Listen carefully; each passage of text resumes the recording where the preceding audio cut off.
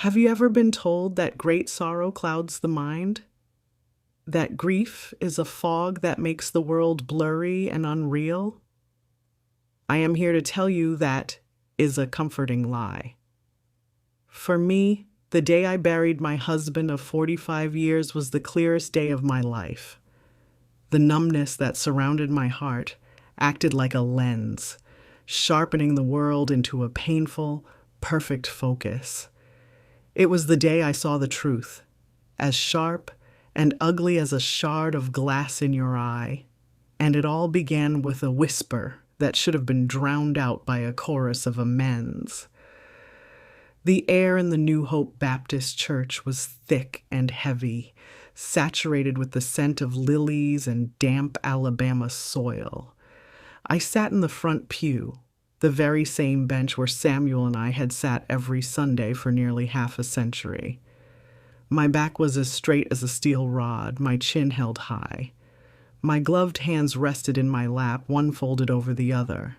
To an outsider, I must have looked like a monument to grief, a woman carved from dark granite, but inside, behind my ribs, there was a ringing emptiness. It was as if someone had muted the sound of my soul. I stared at the polished mahogany of the casket holding my Sam, my husband, my rock, and felt nothing but that cold crystal clarity I spoke of. Pastor James spoke of everlasting life, of God's divine plan, and of what a good, decent man Samuel Vance had been. He said the Lord calls his best servants home to grace his own gardens. The congregation murmured their amens, dabbing at their eyes with handkerchiefs. I heard them all, but the pastor's words were just sounds, stripped of meaning. My mind, free from the fog of emotion, was instead a relentless observer. I noticed every detail. The dust motes dancing in the shafts of light from the stained glass windows. The way my son Marcus shifted beside me, constantly adjusting the knot of a tie that was clearly too tight, and I saw his wife Tiffany seated on his other side. What is the true price of a person's life? For some, it is not measured in love, but in square footage and inheritance tax. Tiffany was a portrait of theatrical sorrow. She wore a form-fitting black dress that I suspected was far too expensive for the occasion, topped with a veiled hat that seemed more designed for flirtation than for mourning. She clutched a lace handkerchief, but her eyes beneath the veil were dry and restless. They weren't looking at the casket. They were scanning the church, the attendees, me. Her gaze was that of an appraiser, full of calculation and impatience. I knew my daughter-in-law. I knew her hunger for pretty things, for the easy life. Samuel had seen it instantly. That woman has a calculator where her heart ought to be, he used to say. He had no idea how right he was. The service ended. At the cemetery, the wind whipped at the black ribbons on the wreaths. I tossed the first handful of dirt onto the casket. A dull, final thud. It did not pierce the armor of my clarity. Marcus came next, his hand trembling. Then, Tiffany. She leaned down gracefully, scooped up a pinch of soil with her manicured, crimson-nailed fingers, and let it fall. As she straightened up to turn back to my son, she leaned into his ear, confident that I, standing on the other side of the grave, supposedly deafened by grief, would hear nothing. But in my silent, sharpened world, her voice was a thunderclap. I hope she follows him soon and the house will be in our pocket. What would you do if you heard your own death being wished for over the grave of your beloved? Would you scream? Would you faint? I did nothing. I simply watched the corner of her lips twitch into the ghost of a smile. The wind carried the scent of her cheap perfume to me, cloyingly sweet, like rotting flowers. In that single moment, my world split into a before and an after. The cold void inside me didn't vanish. No. It began to crystallize, hardening into something sharp, dense, and heavy. An iceberg was born inside me. We returned to the house Samuel built. The house where Marcus was born, the house Tiffany was already selling. Guests filled the rooms, bringing food and condolences. I accepted them all, a gracious, grieving widow. But the real me stood apart, watching Tiffany flit through the living room, telling Marcus they should knock down the wall between the kitchen and living room. "Imagine the open space, honey," she chirped. "We could put in an island, marble countertops." I saw my son, my only child, nod dutifully. He was weak.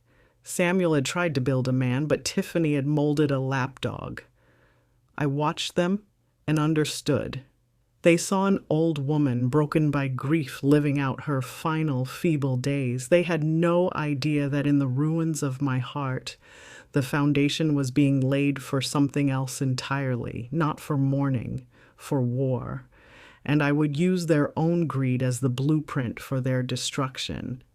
Dear friends, we're so happy you're here with us today.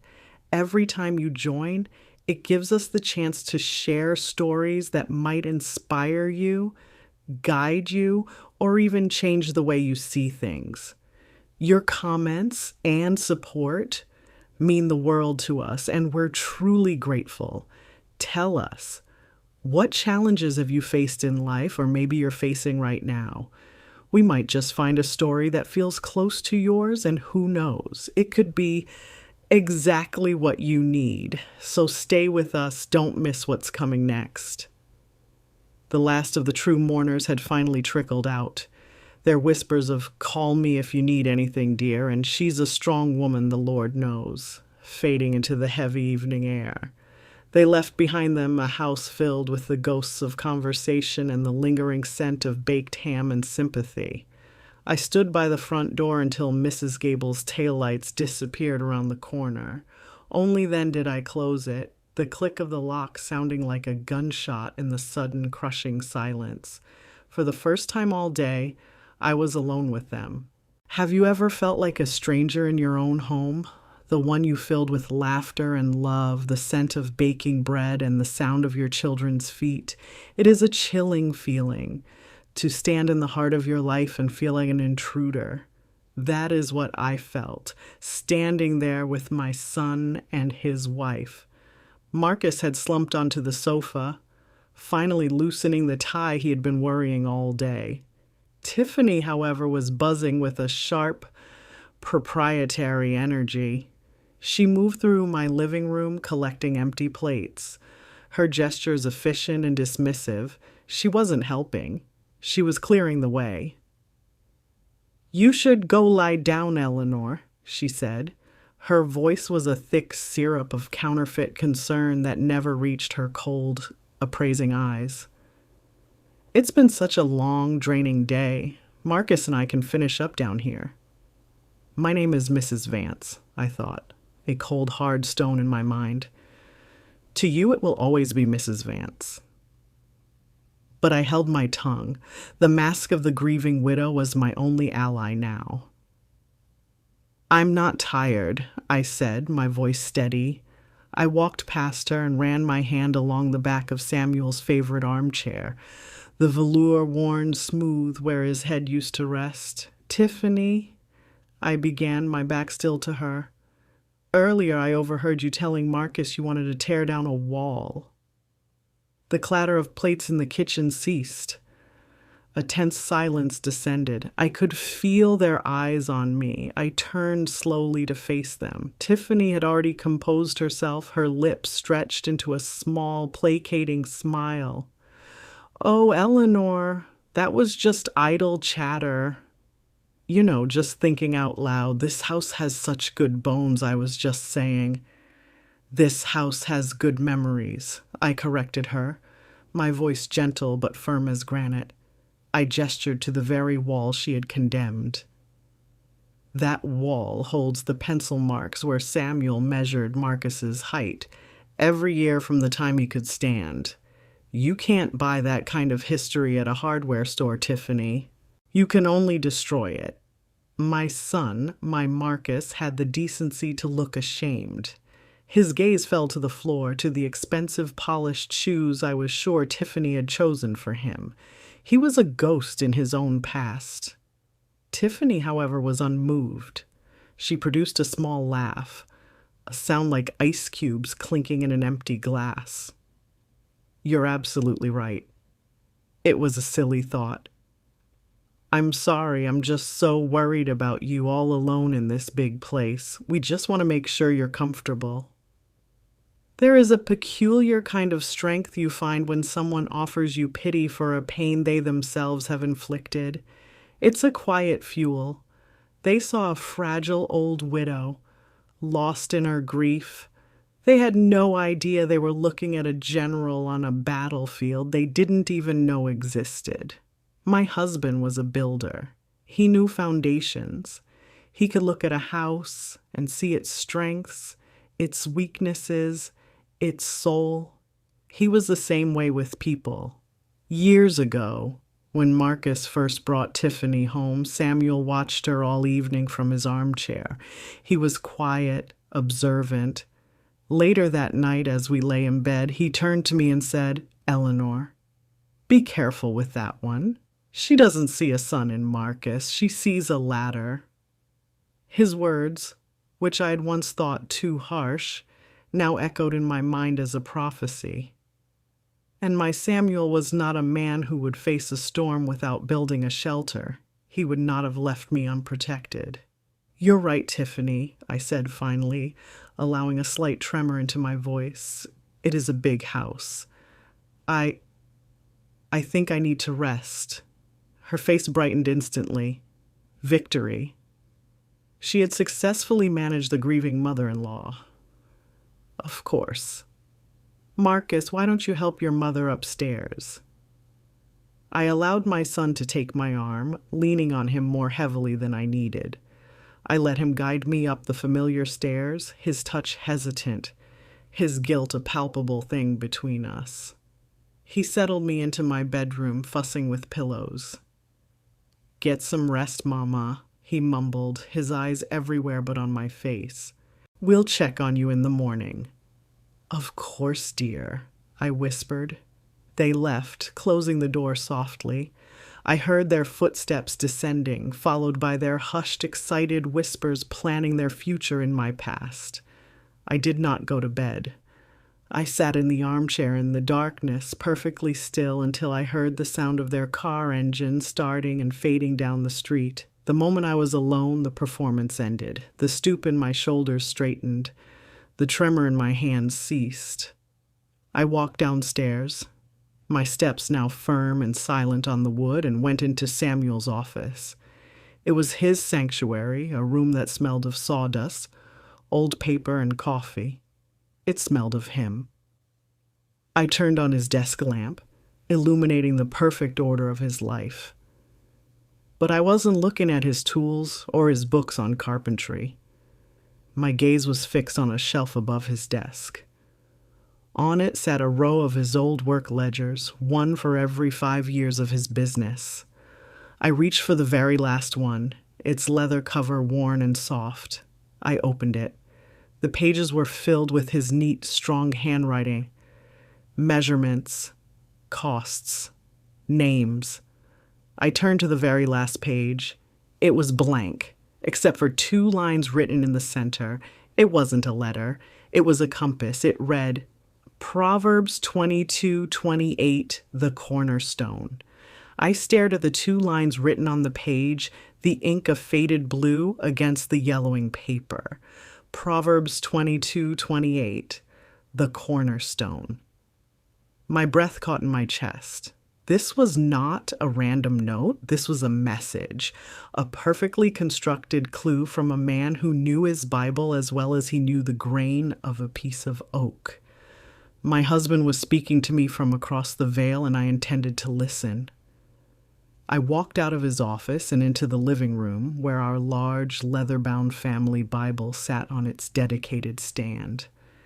My hands were steady as I turned the thin, crinkling pages, my fingers finding the familiar book of Proverbs.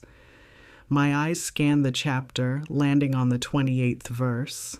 I read the words, and a profound sense of calm washed over me. Remove not the ancient landmark which thy fathers have set. It was more than just words on a page. It was a command from the grave, a confirmation. Samuel was telling me to stand my ground, to protect the legacy, the home, the life that our fathers and he had built. He was telling me I was the guardian of our landmark, and I was not to let it be moved.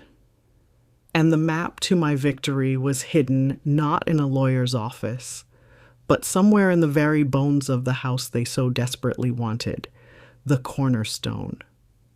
My mind flew back 46 years. Do you remember the moment a dream becomes real? For us, it was a hot Tuesday in July on this very plot of land, then empty save for a few stubborn pines. The air smelled of wet cement and damp earth. Samuel, his face gleaming with sweat and pride, took my hand and led me to the corner of the foundation they had just laid. He pointed to a single, large, perfectly square block of granite. "This is it, Ellie," he'd said, his voice thick with emotion. "This is the cornerstone. Everything we build, our whole life, will rise from this spot right here." He had carved our initials into the side before it was fully set. SV plus ERA, promise sealed in stone. I knew exactly where it was. I went to Samuel's workshop, the scent of sawdust a comforting embrace. I picked up a heavy-duty flashlight and a flathead screwdriver, its wooden handle worn smooth from his grip. The house was tomb-silent as I made my way down into the basement. The air was cool and smelled of earth and time.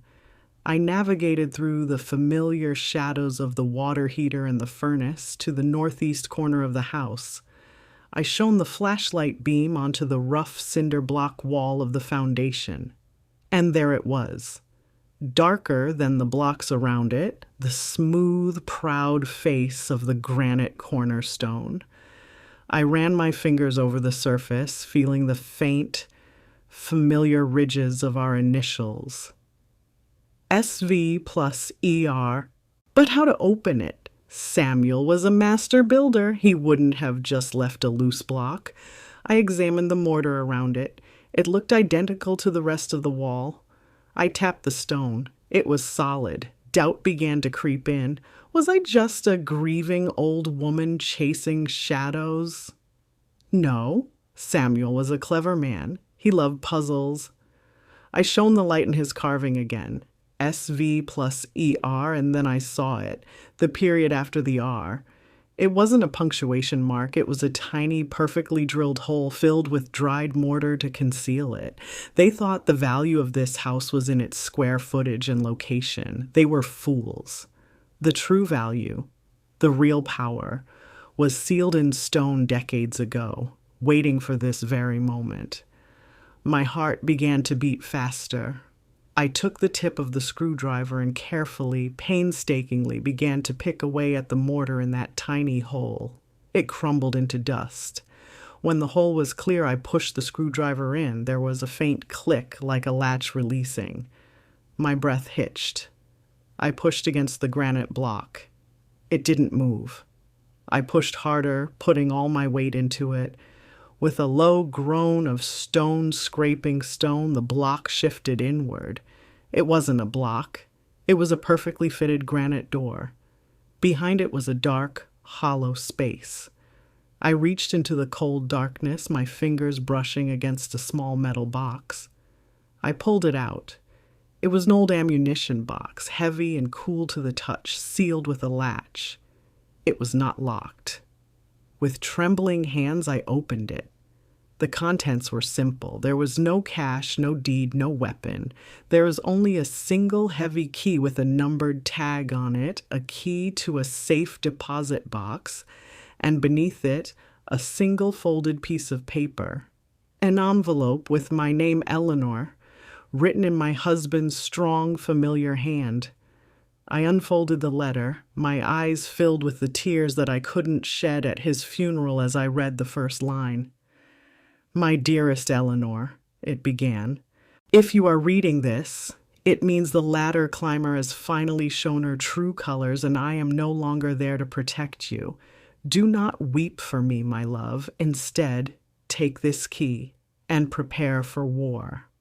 We are only at the beginning of this story, but trust me, Eleanor's strength is about to be tested in ways she never imagined. Samuel's letter contained a plan, a roadmap to justice that is more clever and more devastating than Tiffany could ever conceive. You cannot miss what happens next.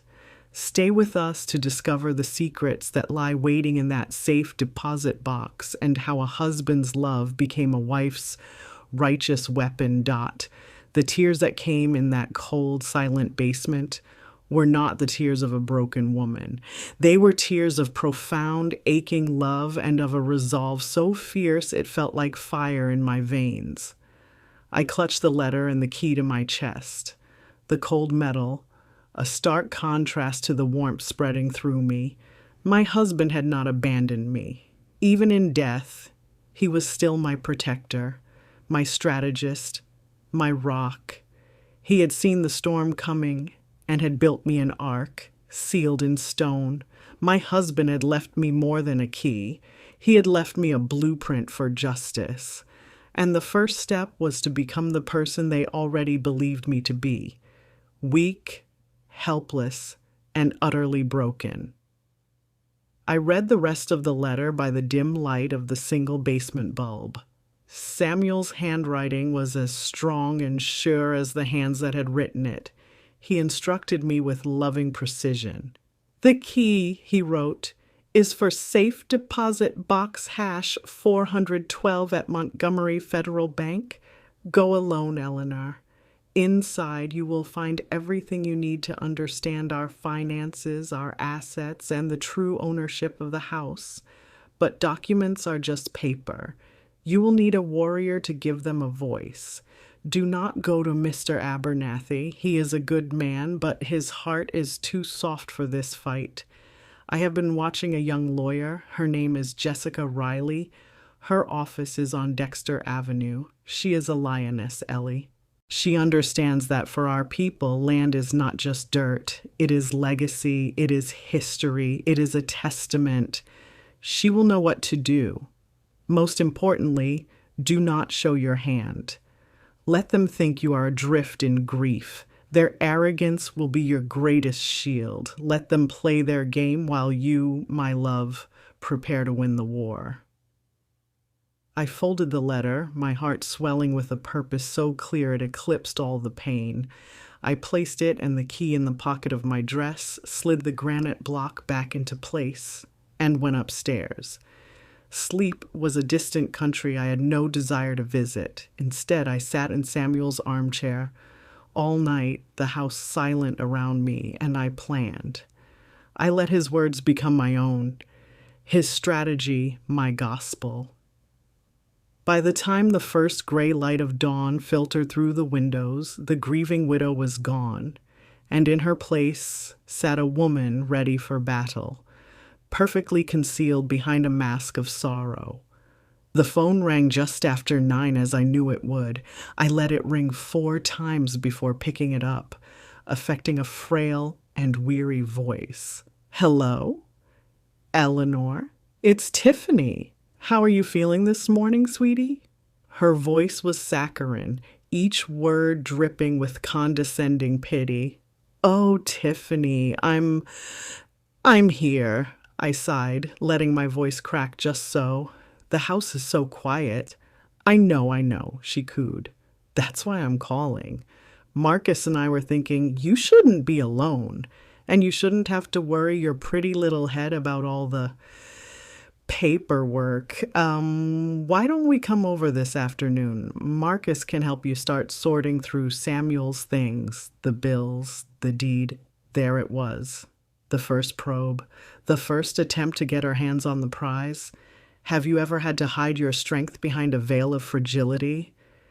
It is the hardest role a strong woman can play, but sometimes it is the only path to victory.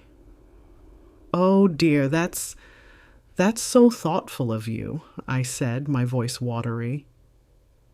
But I don't think I have the strength to even look at his desk today. It's all too much. My old head just isn't clear enough for any of that business. I could almost hear the satisfied smile in her voice.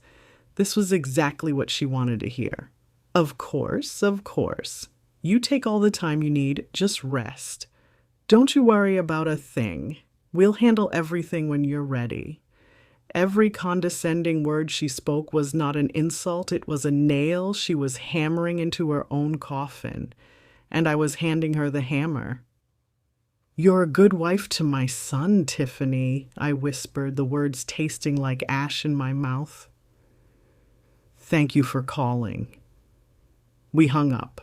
I stood in the silence of my kitchen, my hand still on the phone. They were confident. They believed they had a grieving, confused old woman on her own, ready to be managed and eventually disposed of. They had no idea I was holding a letter from the wisest man I ever knew. They had no idea I was about to make a call of my own. I pulled Samuel's letter from my pocket and smoothed it out on the counter. My eyes found the name he had given me, Jessica Riley, Dexter Avenue. My finger, firm and steady, traced the number he had written beside it. I picked up the receiver again, the plastic cool against my skin. I took a deep breath, the air filling me with the cold fire of resolve. And I began to dial. The phone rang on the other end, a sharp, modern tone that sounded nothing like the warm, familiar ring of my own home. After 2 rings, a crisp, professional voice answered. Law offices of Jessica Riley, how may I direct your call? Hello, I said, my voice calm and measured. I would like to speak with Miss Riley, please. Is she expecting your call? The woman asked, a hint of practiced impatience in her tone. No, she is not, I replied. My name is Eleanor Vance. I was referred by my late husband, Samuel Vance. It is a matter of some urgency regarding his estate. There was a pause, the rustle of what I imagined to be a very full calendar. Ma'am. Miss. Riley is booked solid for the next 3 weeks. I can put you on our cancellation list, or I can schedule you with one of our junior associates. It's a funny thing, isn't it? The world sees a woman of a certain age and expects her to be patient, to wait her turn. They don't realize that at my age, you've learned that some things are too important to wait for. I understand she is a busy woman, I said, my voice unwavering. That is why my husband recommended her. Please just give her my name and the name of my husband. Tell her he said it concerns an ancient landmark. I believe she will make the time. The silence on the other end was longer this time. I could hear the gears turning. I had given her something unexpected, a piece of a puzzle. Please hold, she said, her tone now lacking its previous dismissiveness. I waited, listening to the soft classical music they played for callers on hold. I was not nervous. For the first time since Samuel's diagnosis, I felt a sense of profound certainty. I was no longer drifting. I was on a path he had laid for me. After a few minutes, the receptionist's voice returned, now infused with a professional curiosity. Mrs. Vance? Miss Riley can see you at 11 o'clock this morning. Can you be here? I am already on my way, I said. Jessica Riley's office was in a restored historic building on Dexter Avenue, just a stone's throw from the church where Dr. King had once preached. The symbolism was not lost on me. This was a place of battle, of fighting for what was right. The office itself was modern and bright, with abstract art on the walls and a large window overlooking the street. It was the office of a woman who was looking toward the future, not the past. I was shown into a conference room, and a few moments later, Jessica Riley walked in. She was a tall, elegant woman, perhaps 40 years old, with sharp, intelligent eyes and a handshake as firm as my husband's. She was impeccably dressed in a dark gray suit, the very picture of competence. The look in her eyes was one I'd seen before, polite, professional, but guarded. She saw an old woman in her Sunday best clutching a worn handbag. She had no idea she was looking at her next great case, the one that would be whispered about in courtrooms for years to come. "Mrs. Vance," she said, her voice smooth and controlled as she took her seat opposite me. "Thank you for coming in. My condolences on your husband's passing. My receptionist said you mentioned something about a landmark. I did not begin with the whisper at the grave. I did not speak of my son's weakness or my daughter-in-law's greed. I began with Samuel. I spoke of his integrity, his foresight, and his love for his home. Then I reached into my handbag and placed the heavy, numbered key on the polished surface of the table between us. "My husband passed 3 days ago," I said calmly. "My son and his wife believe they are to inherit everything. They are already making plans for the house. But my husband was a meticulous man. He left me this key, a Bible verse, and your name." Jessica Riley looked from the key to my face. Her expression was unreadable, but she leaned forward ever so slightly. The professional mask was still in place, but I had her attention.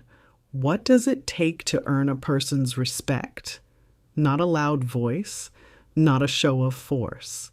Sometimes all it takes is a single heavy key in the story of the man who left it behind. "Why me, Mrs. Vance?" she asked, her gaze sharp. "There are dozens of estate lawyers in Montgomery." "Because of what my husband wrote about you in his letter," I answered. "He said you were a lioness. He said you understand that for our people, land isn't just dirt and property lines. It's legacy. It's a testament of a life spent building something that will last. He said you would know how to protect his landmark." For the first time, a flicker of something new appeared in her eyes. The guard came down. She looked at me, truly looked at me, and saw not just a widow, but a client, a partner. The corner of her mouth lifted in a small, wry smile. "Samuel Vance," she said softly, as if to herself. "I met him once at a zoning board meeting. He spoke up against a developer trying to buy out a block of historic homes. He was impressive."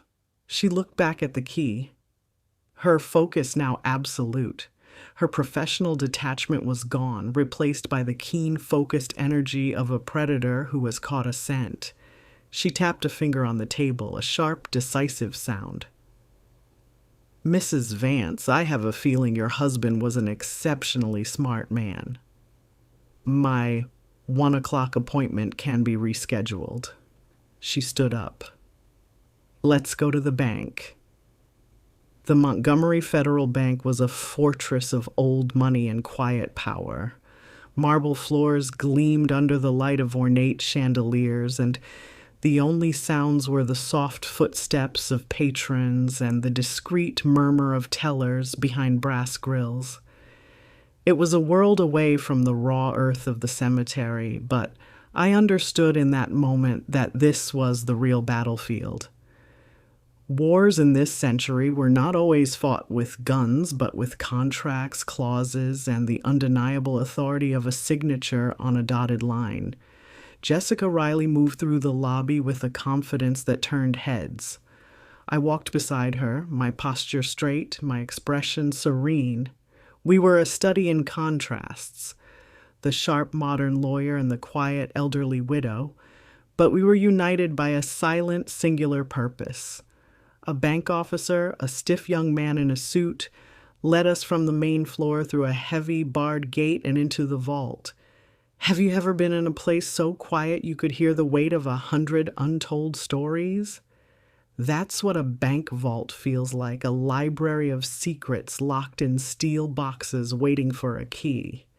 The officer used his own key in conjunction with mine. There was a series of satisfyingly heavy clicks, and he pulled a long metal box from the wall. He placed it on a narrow table in a small private viewing room, gave us a curt nod, and left, closing the door behind him. We were alone with my husband's secrets. Jessica slid the box toward her and lifted the lid. There was no sound but the faint hiss of the air vents above us. The contents were not dramatic, not at first glance. They were just papers, neatly organized into folders. But paper is a patient weapon. It doesn't shout or threaten, it simply waits. And the papers my husband left behind had been waiting for this day for a very long time. Jessica, all business, put on a pair of reading glasses and began to lift the documents out, one by one, her movements precise. First came the original deed to our house, the paper thick and aged. She read it quickly, then tapped a clause with her finger. "Joint tenancy with right of survivorship," she said, her voice sharp with approval. "The house passed directly and entirely to you the moment he died. It is not part of any estate to be probated. It is yours and yours alone. Legally, Marcus has no claim to it whatsoever." Next was a life insurance policy, a substantial one. I was the sole unchangeable beneficiary. Then came the titles to our 2 cars, both in my name. Then a thick folder containing the statements for a series of investments Samuel had made over the years, a portfolio that was far larger than I had ever realized. He had been quietly, diligently building a fortress to protect me. Then Jessica pulled out a slim, sealed envelope. It was a will. Not the simple 20-year-old will Marcus knew about, the one we drafted when he was in college. This one was dated 6 months ago. Jessica slid it open with the letter opener from her briefcase and read it. Her face remained impassive, but a low whistle escaped her lips. "Samuel was a genius," she murmured. She turned the document for me to see. It was simple, elegant, and utterly devastating to any challenger. It reaffirmed that the house was mine. It placed all liquid assets into a carefully structured trust, with me as the sole trustee and beneficiary for my lifetime. Upon my death, the remainder was to be split. Half was to go to our church. The other half was to go to a scholarship fund at Tuskegee University for young black architects. Marcus was mentioned by name. He was to receive a one-time sum of $10,000 and his father's forgiveness. Beneath the will was one last folder. Inside was not a weapon, but something far more painful. It contained every major check Samuel had ever written to Marcus since he turned 18, the down payment for his first house, the loan to start a business that had failed, the money to pay off Tiffany's credit card debt. On each one in Samuel's neat script was written the word gift. It was a ledger of love, a quiet testament to a father's generosity. The greatest weapon isn't always the one that causes the most damage. Sometimes it's the one that reveals the deepest truth. The tears I'd been holding back finally streamed down my face. They were not for my son's betrayal, but for my husband's boundless, heartbreaking love. Jessica watched me, her expression softening for a moment. She slid a box of tissues across the table. "Eleanor," she said, her voice now gentle but firm, "we have everything. This is not just a strong position, it is an iron fortress. His will is legally impeccable. The ownership of the assets is clear. They have nothing." She leaned forward, the lioness returning to her eyes. "So now we do not make a sound. We do not reveal our hand. We let them continue to believe you are a helpless old woman. We let them make the first move. We let them walk right into the trap that your brilliant husband built for them." With that stack of papers and a lioness for a lawyer, the grieving widow was officially gone. In her place stood the executor of a master architect's final plan. The first lesson in justice was about to be taught, and we were simply waiting for the students to arrive.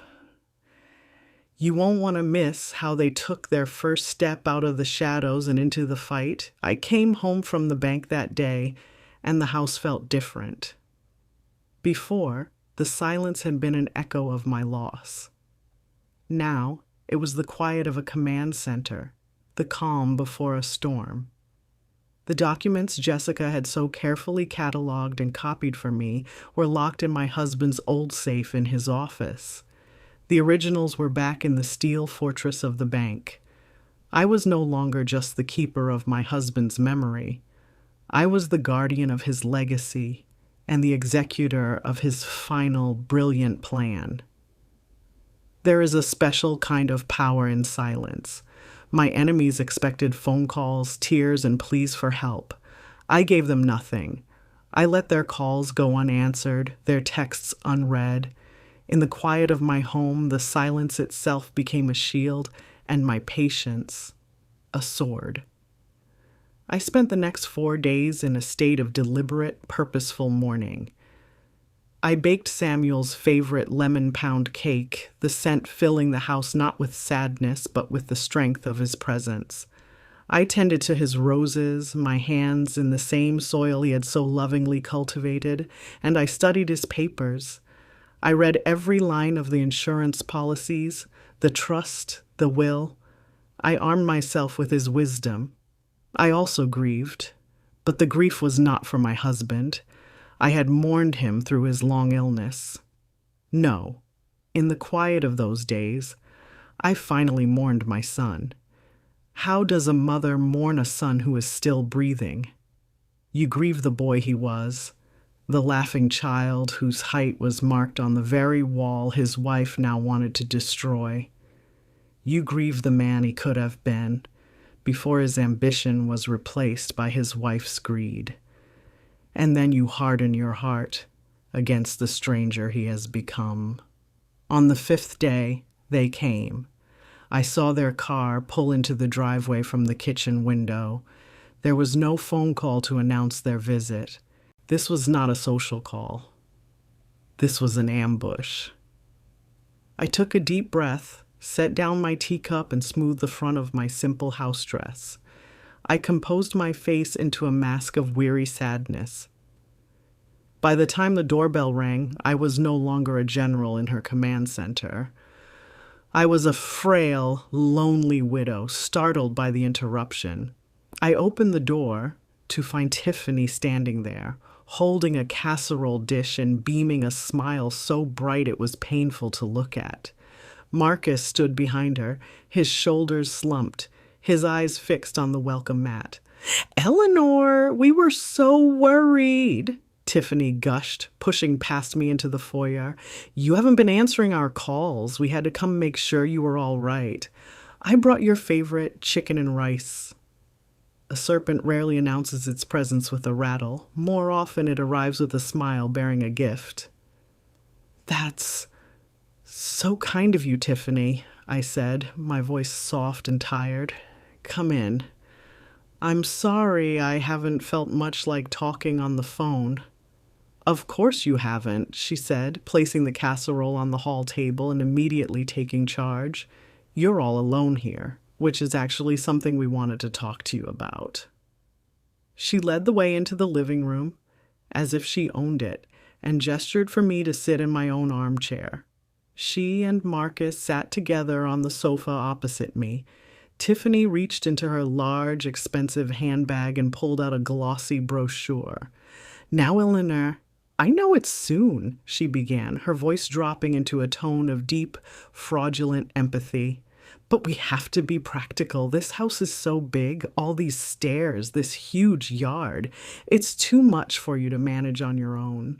So we did a little looking, and we found the most wonderful, secure condominium community. It's much more manageable, and it's only 10 minutes from our house. You wouldn't have to worry about a thing. She slid the brochure onto the coffee table. On the cover, smiling, Silver-haired strangers laughed on a pristine, manicured lawn. It looked like a luxury prison. I looked at the brochure, then at my son. He finally met my gaze, his eyes full of a miserable, pleading conflict. He was asking me to make this easy for him. I would not. I turned back to Tiffany, allowing a single tear to well in my eye and trace a slow path down my cheek. A condominium? I whispered as if the concept was too complex for my grieving mind to grasp. Tiffany. This is my home. This is Samuel's home. I can't think about leaving. The paint on the porch is still the color he mixed himself. How could I leave? I let my voice break, ending in a soft sob. It's just too soon. The frustration that flashed across Tiffany's face was gone in an instant, replaced by her mask of suffocating sympathy. "Oh, you poor dear," she said, reaching over to pat my hand. "Of course it feels that way now. We understand, don't we, Marcus?" Marcus just nodded, his throat working. "We won't rush you," Tiffany continued, her victory assured in her own mind. "You just think about it. We'll leave this here for you. We'll find a time next week to start sorting through Samuel's paperwork. It's best to get these things done sooner rather than later." They left soon after. I stood at the window and watched their car drive away. I had won the first skirmish. They were gone, frustrated, but still utterly convinced of my fragility and their eventual success. I looked down at the glossy brochure on my coffee table, a vulgar splash of color in the quiet dignity of my home. I felt no fear. I felt nothing but a cold, clear focus. The game was now truly underway. When a predator tests a boundary and finds it soft, they do not retreat. They prepare to push harder. The polite, grieving deflection I had offered Tiffany at my front door would not hold for long. I knew the glossy condominium brochure was not a suggestion. It was a declaration of intent. And their next assault would be more direct. I did not have to wait long. 2 days later, the phone rang. It was Tiffany, and the syrupy sweetness in her voice had been replaced by a brittle, businesslike tone. The velvet gloves were coming off. "Eleanor," she said, dispensing with the usual pleasantries, "I've been thinking, you're right, it's too soon to think about moving, but we absolutely must be practical about the estate. Bills will be coming due, and we can't let Samuel's affairs fall into disarray. That would be disrespectful." The way she used my husband's name as a weapon, a tool to justify her own greed, sent a chill down my spine. "Marcus is going to come by this afternoon at 2:00, she continued, her voice leaving no room for argument. "He'll need access to Samuel's office to gather all the important documents, the will, the bank statements, the insurance policies.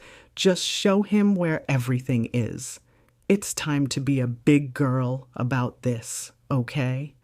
There it was, the demand disguised as a decision she had made for me. She saw me as a child to be managed. She had no idea she was speaking to the queen on a chessboard she couldn't even see. I took a slow, deliberate breath, feigning the confusion she expected of me. "Oh," I said, a slight quaver in my voice. "Oh my. His office. I don't know, Tiffany. I haven't been in there yet. It's so much." The most powerful move in a game of chess is the one your opponent never sees coming. I was about to move a piece they didn't even know was on the board.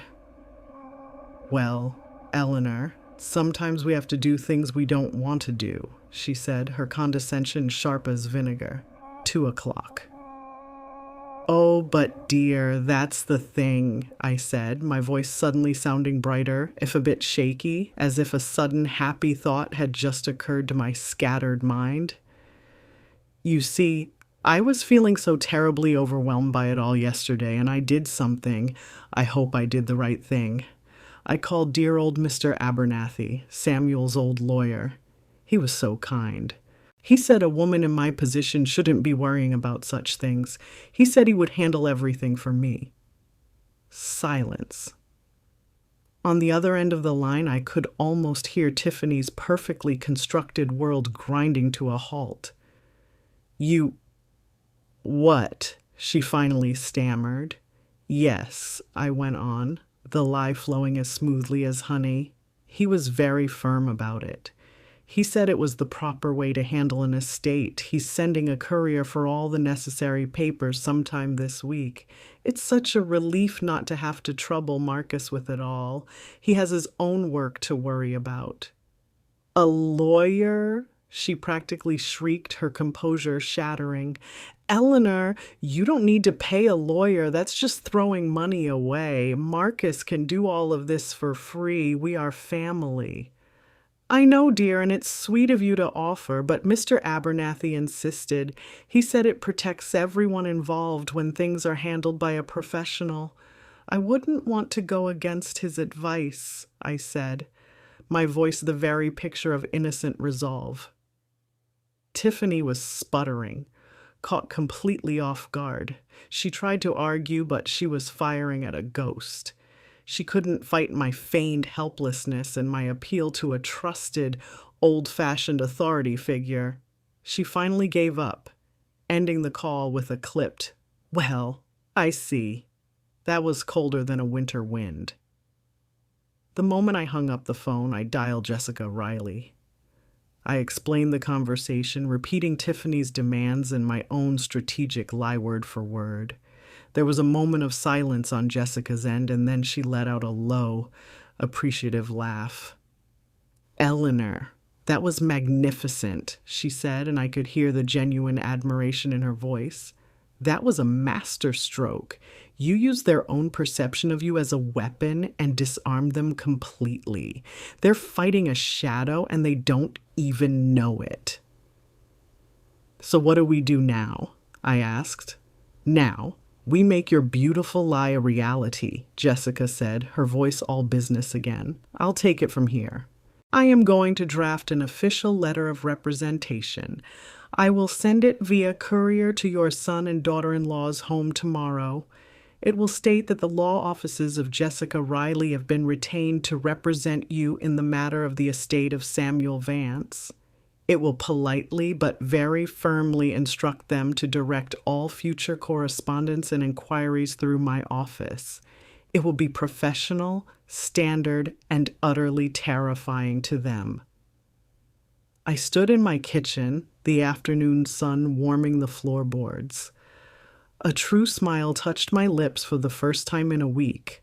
My partnership with Jessica was real. I was no longer just following a plan, I was helping to write it.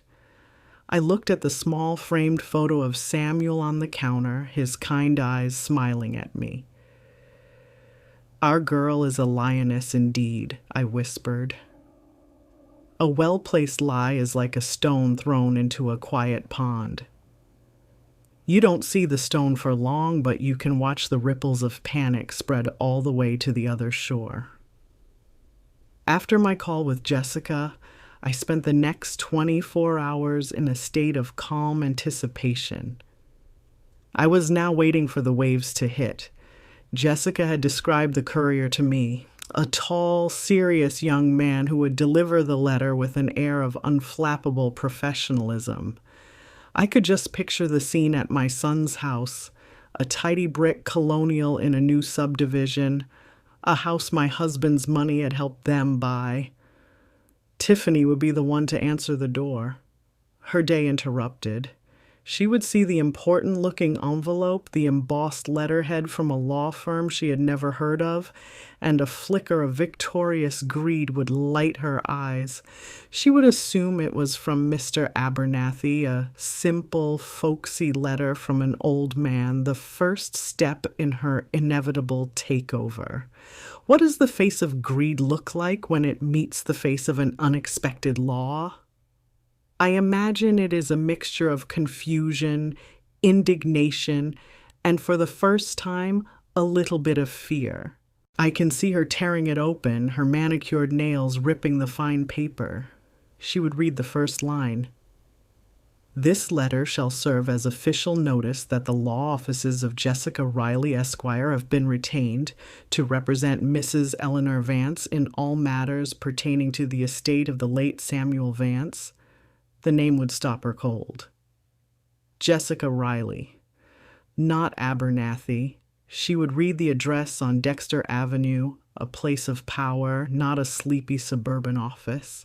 She would see the cold legal language that followed, instructing them to cease all direct contact with me regarding the estate and to direct any and all inquiries to Miss Riley's office. It was a legal wall, built of paper and ink, and she had just slammed right into it. I imagined my son Marcus coming into the hall to see what the commotion was about and seeing the look on his wife's face. I see her thrusting the letter at him, her voice a venomous hiss. "What is this? Who the hell is Jessica Riley?" The phone rang at 3:15 p.m., almost to the second I had predicted it. I let it ring twice, took a sip of my tea, and answered. "Hello?" "Eleanor." It was Tiffany. The name was a shard of ice. All pretense of warmth or concern had been incinerated. "I just received a letter from a lawyer, a Jessica Riley. I thought you said you called Mr. Abernathy." There comes a moment in every conflict when the masks finally fall away. The polite fictions burn up, and for the first time, you hear your enemy's true voice. And the voice on the other end of the phone was no longer a daughter-in-law. It was a thief, caught with her hand in the collection plate. This was the moment. I no longer had to play the confused, scattered widow. I now had a shield. I had my lioness. "Oh, hello, Tiffany, dear," I said, my voice perfectly calm and pleasant. "Yes, that's right, Miss Riley." "Don't you dear me," she snapped. "You lied. You said you were calling Abernathy." "I didn't lie at all, Tiffany," I replied smoothly. "I did call Mr. Abernathy. He was so kind. But he said that given the complexities of Samuel's assets, he felt I needed a specialist. He referred me to Miss Riley. He said she was the very best in Montgomery for protecting a widow's legacy. I'm simply doing what the professionals have advised me to do. Surely you can't fault me for that." The lie was so perfectly layered, so utterly unassailable that it left her sputtering. She was trapped. To argue against Jessica Riley was to argue against the advice of the very lawyer she had trusted. She had been outmaneuvered at every turn. "Complexities? What complexities?" she demanded, her voice rising in panic. "It's a house and some savings." "That's what I have Miss Riley for," I said, my voice still infuriatingly serene. "She is handling all of it so that I can have time to grieve properly. She was very clear that all communication must go through her now. It's for everyone's protection," she said. "I'm sure you understand." I could hear Marcus in the background, his voice a low, worried murmur. I could hear the rustle of the letter as Tiffany, I imagine, shook it in rage. She was a cornered animal, and for the first time she was beginning to understand that the cage was not of my making, but of her own. "This isn't over, Eleanor," she hissed. "No, dear," I said softly. "It isn't. You have a good afternoon now." I placed the receiver gently back into its cradle. The phone clicked dead. The silence that followed was not the silence of waiting or of loss. It was the clear, ringing silence of victory. The trap was set. The bait had been taken. Now, all I had to do was wait for the snap. In war, a moment of victory is often followed by a dangerous silence. It is the time the enemy spends regrouping, abandoning frontal assaults for something more insidious, a war of whispers. After my final triumphant phone call with Tiffany, a profound quiet descended. For 3 days, there was nothing. No calls, no unannounced visits. It was an unnerving calm, and I knew it was not peace. It was the low tide before a tsunami. I spent that time in constant, quiet consultation with Jessica. We spoke every morning. She was my general, and I was her eyes and ears on the ground. We prepared for their next move, knowing it would not come through the front door again. They had found that path barred by a lioness. Now they would try to poison the well from which I drank. The attack came on a Thursday afternoon, disguised in the warm, concerned voice of my cousin Hattie from Macon. Hattie is a good woman, with a heart as big as her Sunday hats, but her tongue is a faster instrument than her mind. She is the telegraph of our family, and I knew the moment I heard her voice that a message was being sent. "Eleanor, baby, how are you holding up?" she began, her voice thick with practiced sympathy. "I was just on the phone with your Marcus. Oh, that boy is just worried sick about you." I settled into my armchair, the phone pressed to my ear and prepared for the performance. "Is he now?" I asked softly. "He hasn't called me." "Well, honey, that's just it," Hattie said, lowering her voice conspiratorially. "He says he can't get through to you. He said you've hired some shark of a lawyer in the city and she's told you not to speak to your own family." "Eleanor, he's worried this woman is taking advantage of your grief. He said she's trying to steal Samuel's money and turn you against your own son." Have you ever had your own story told back to you, twisted and reshaped into a weapon to be used against you? It is a strange and chilling form of violence, to have your truth stolen and replaced with a lie. They were trying to paint me as a confused, senile old woman, a puppet in the hands of a predator, with them as the heroic, worried children. It was a vile and brilliant strategy. "He's worried she's putting foolish ideas in your head," Hattie went on, warming to her topic. "He says you haven't been yourself since the homegoing, that you're isolating yourself. We're all just so concerned, baby." They thought they were planting seeds of doubt within my community, my family, my support system. They didn't realize they were simply showing me exactly where all their own weaknesses were buried. And I was taking notes. I let out a long, weary sigh, a sound I had perfected over the past week. "Oh, Hattie, it just breaks my heart to hear that. It truly does. Marcus is a good boy. He doesn't understand." "What don't he understand, honey?" "All this legal business," I said, my voice sounding small and overwhelmed. "It's all so complicated. I'm just an old woman, you know." "I don't understand it myself. That's why I have to put my trust in the professionals. I'm only doing what Mr. Abernathy advised me to do. This Miss Riley was his personal recommendation. He said she was the best person to protect Samuel's legacy. How can I go against that? Samuel trusted Mr. Abernathy completely." I had laid the trap, and Hattie walked right into it.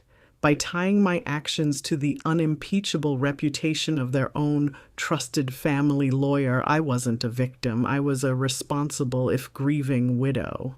Suddenly, Marcus and Tiffany weren't concerned children. They were impatient heirs, disrespecting the proper channels. "Oh," Hattie said, the wind taken right out of her sails. "Abernathy recommended her? Well, that's different, I suppose, if he says she's good people." "I have to believe so, Hattie," I said sadly. "It's all I can do right now. Thank you for calling, dear. It means the world to know you care." I hung up the phone, my heart beating a steady, rhythmic drum. I had neutralized the gossip for now. I had turned their weapon back on them. But this was an escalation I could not ignore. They were no longer just trying to get into the house. They were trying to dismantle my life from the outside in, to isolate me, to make me a pariah among my own people. I picked up the phone again. I did not hesitate. I dialed Jessica's number. She answered on the second ring. "Jessica," I said, my voice no longer small or weary, but cold and clear as a winter morning. "It's Eleanor. They've started a war of whispers." There was a pause on the other end. I could hear the faint scratching of a pen as she took a note. "I see. And how do you want to respond?" I looked at the portrait of my husband on the mantel, his kind and steady eyes smiling back at me. "I think it's time we gave them something real to talk about," I said. "A war of whispers," Jessica repeated on the other end of the line. There was no surprise in her voice, only the cool assessment of a strategist seeing the battlefield clearly. "It's a classic tactic of the desperate. When you can't attack the fortress, you try to poison the river that runs to it. We needed to expect this. They're trying to paint me as a confused old woman being manipulated," I said, my voice hard as iron. "They are using my son's love for me as a weapon against us both." "Then we will give them a truth so clear it will scorch the earth their lies are planted in," Jessica replied, her voice dropping, taking on the focused intensity of a predator. "The best way to combat a lie is not with an argument, but with a fact so overwhelming it leaves no room for debate. We are about to drop an atom bomb of truth right into the middle of their fantasy." "What do you have in mind?" I asked. "It's time for them to see the will," she said simply. "I am going to prepare a package. It will be sent by courier to their home tomorrow. It will contain 2 things. First, a formal notice to heirs, a standard legal document. Second, a certified, notarized, and court-stamped copy of your husband's final will and testament." I was silent for a moment, absorbing the sheer, elegant brutality of her plan. "Attached to it," she continued, "will be a cover letter from me. It will be professionally polite. It will inform them that, as Mr. Marcus Vance is a named, though minor, beneficiary, we are legally obligated to provide him with a copy of the will that is being submitted for probate. The letter will also gently remind them that any attempts to interfere with the execution of a will, a practice legally known as tortious interference, can have severe financial and legal repercussions. It's a warning shot, Eleanor, and it is aimed directly at their bank account. There are words in the language of the law that are as sharp as any surgeon's scalpel. Words like minor beneficiary and tortious interference. They don't draw blood, but they cut right down to the bone. "Do it," I said, my voice a whisper. The next afternoon, I sat in my living room, a book open but unread in my lap. I knew the courier would be arriving at their house at any moment. I closed my eyes and pictured it, the same crisp, professional courier, the thick, heavy envelope that felt far more substantial than a simple letter. Have you ever seen the look on a person's face when the future they have counted on, the one they have schemed for, evaporates into thin air right before their eyes? I would not be there to see it, but oh, how clearly I could imagine it. Tiffany would be the one to snatch it from the courier's hand. She would see the official legal markings and assume it was a response to her slander campaign, perhaps a timid letter from old Abernathy. She would tear it open with an arrogant, impatient gesture. Her eyes would first scan Jessica's letter. The phrase minor beneficiary would snag her attention, a small, irritating puzzle. Then she would turn to the will itself, a thick stack of paper bound in a blue legal cover. She would read the first page, then the second, her manicured finger tracing the lines, her brow furrowed in confusion. She would be looking for the big prize, the paragraph that handed her my life's work. And then she would find it. The single lonely paragraph that mentioned her husband, my son. "To my beloved son, Marcus Vance, I leave the sum of $10,000, $10,000. a token of my enduring love, and I offer him my eternal and unconditional forgiveness. I can imagine the sound she would make, a strangled gasp of disbelief. She would flip through the pages, her movements becoming frantic, looking for a mistake, a codicil, an addendum. She would see the clauses leaving the vast majority of the estate, the house, the investments, the life insurance, to me and my trust. She would see the scholarships, the donation to the church. She would see her future, her easy life, her marble countertops and open concept living room turning to ash in her hands. I can see Marcus coming into the room, drawn by the furious silence. I can see her shoving the papers at him, her face a mask of pure, unadulterated rage.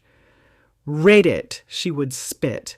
"Read what your sainted father and that crazy old woman have done to us." The phone did not ring. The doorbell did not chime.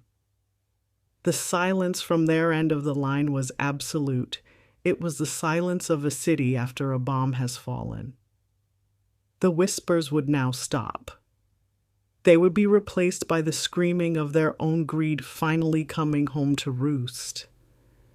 And I sat in my quiet house, surrounded by the love of my husband, and I felt for the first time the beginnings of peace.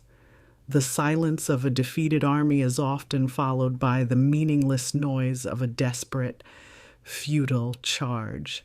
For 2 full days after the will was delivered, I heard nothing.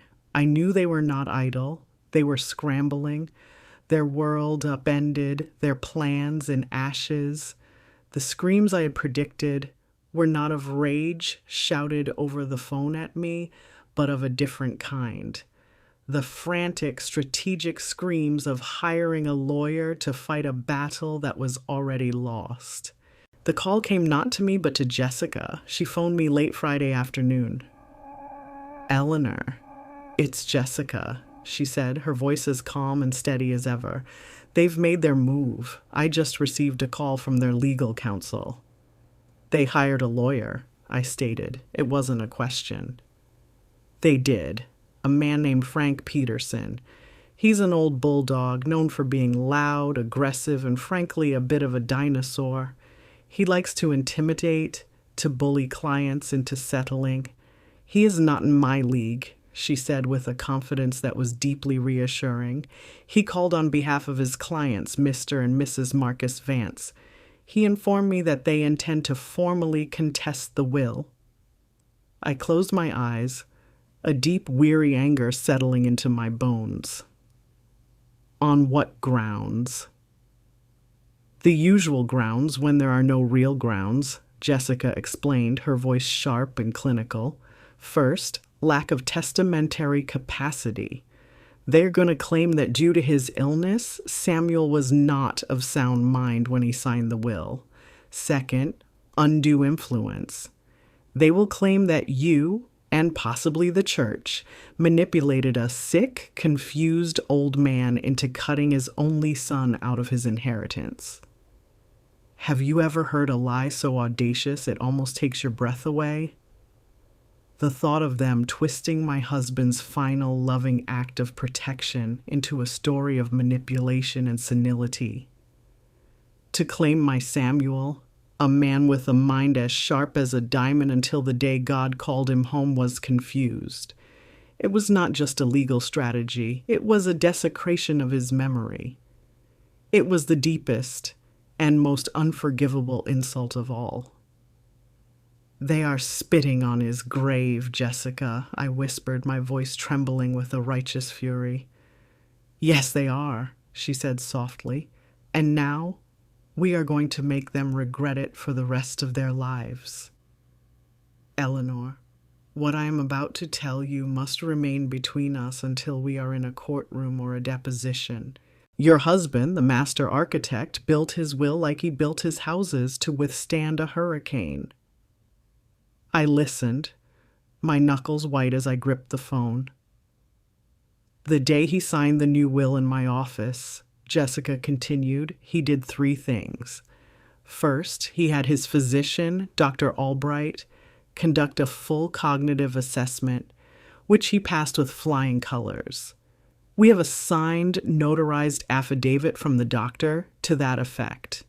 Second, the signing was witnessed not only by my paralegal, but by a senior partner from another respected law firm. And third, Eleanor. The entire signing was videotaped. My husband built houses to withstand hurricanes. It turns out he built his last will and testament to withstand something far more destructive, the storm of human greed, and he had filmed the whole thing. A sob of pure, unadulterated love for that man escaped my lips. He had thought of everything. He had protected me even from the grave with a thoroughness that was breathtaking. Their case is a ghost, Eleanor, Jessica said. It has no substance. Peterson knows it. This is just bullying.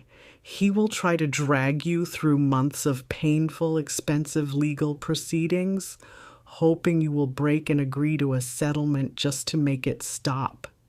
She paused. So, I have to ask you, what do you want to do? We can offer them a settlement, a sum larger than the 10,000, but a fraction of the estate to make them go away now. I thought of Tiffany's whisper at the grave. I thought of the condominium brochure. I thought of them trying to slander me to my own family. And I thought of them calling my brilliant, loving husband a confused old man. The time for quiet defense was over.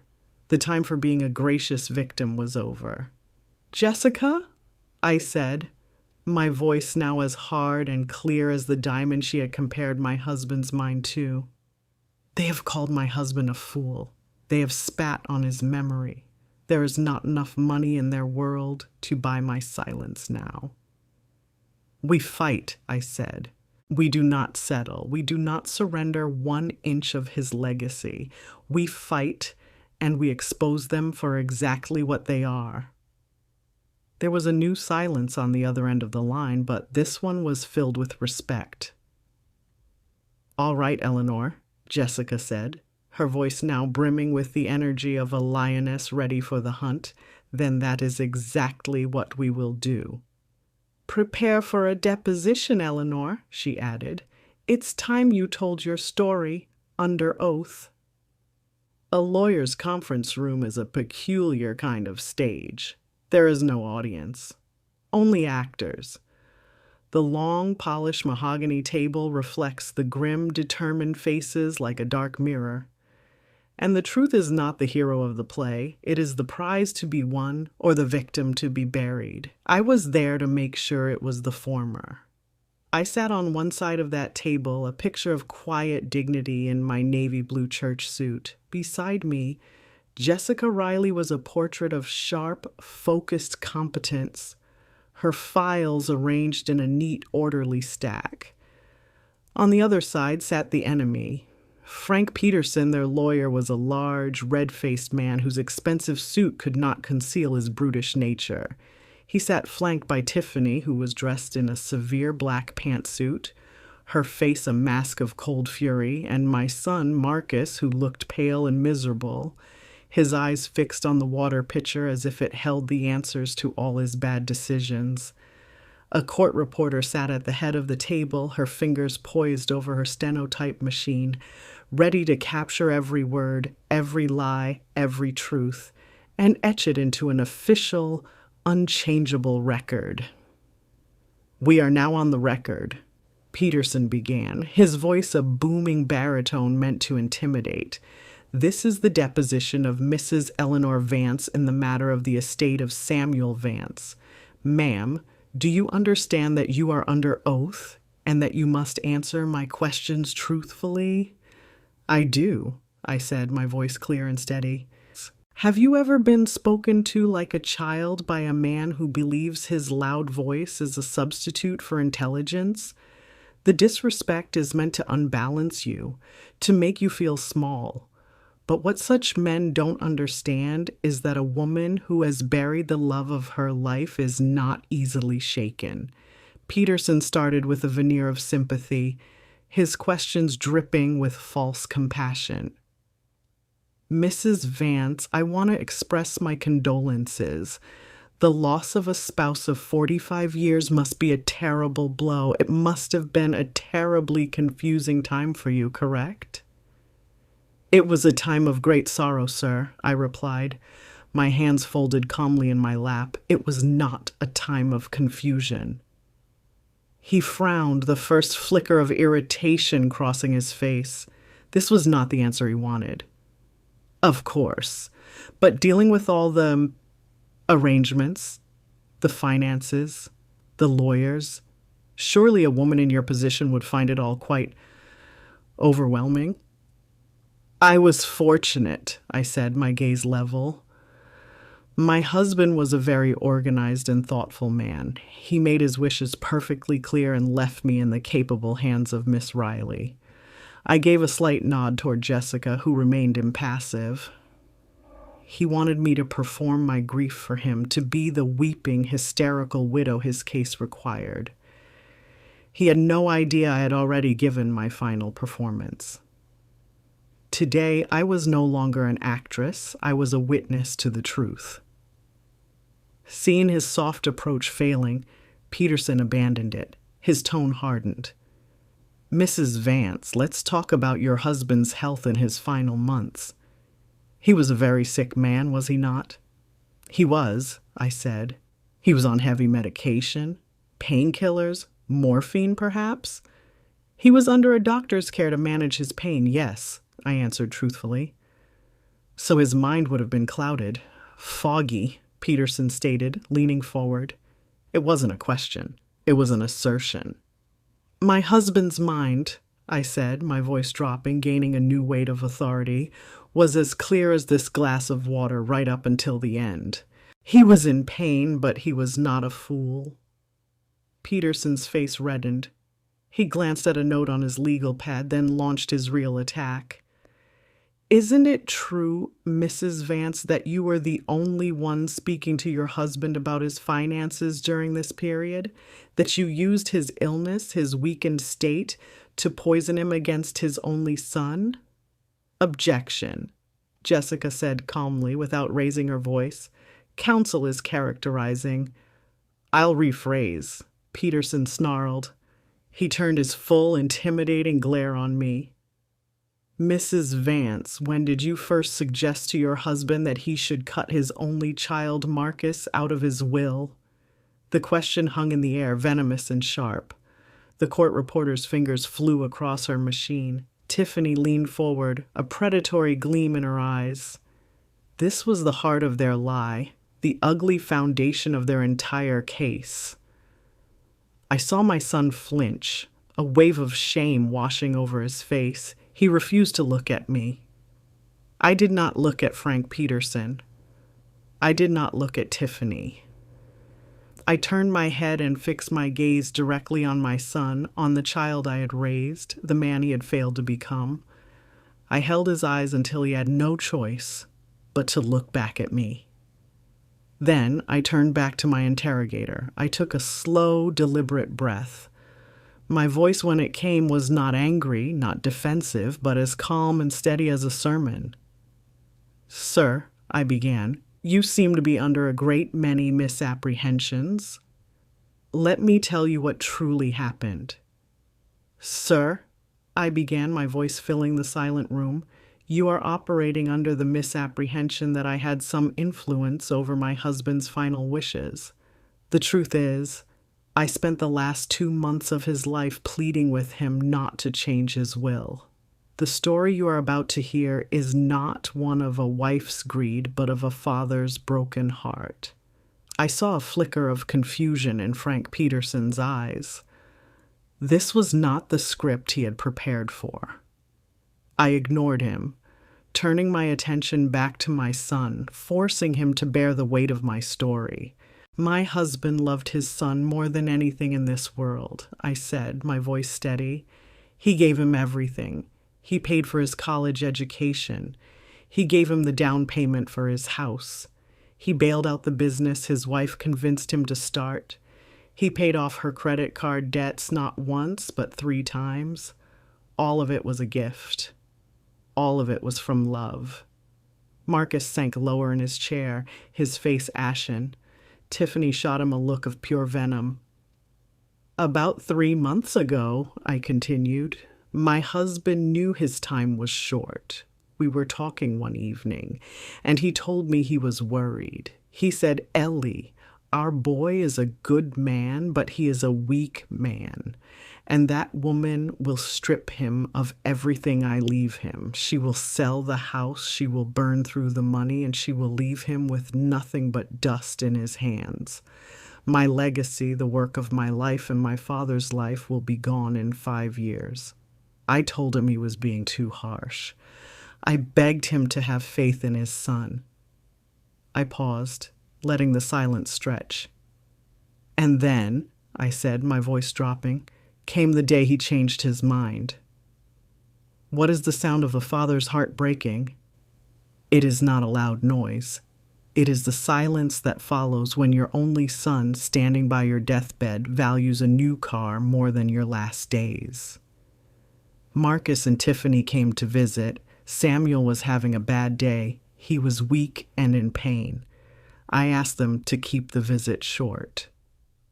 Tiffany waited in the living room while Marcus went in to see his father. He was in there for 10 minutes. When he came out, he wouldn't look me in the eye. After they left, I went in to see Samuel. He was crying, not from the pain in his body, but from the pain in his soul. He told me that Marcus had come to his bedside not to hold his hand, not to read the Bible with him, but to ask him for $50,000. A collective, sharp intake of breath came from across the table. Tiffany's eyes were wide with fury and panic. $50,000, I repeated, my voice like steel, for a down payment on a new luxury SUV for Tiffany. My son told his dying father that his wife deserved something nice for all the stress she was under, watching him die.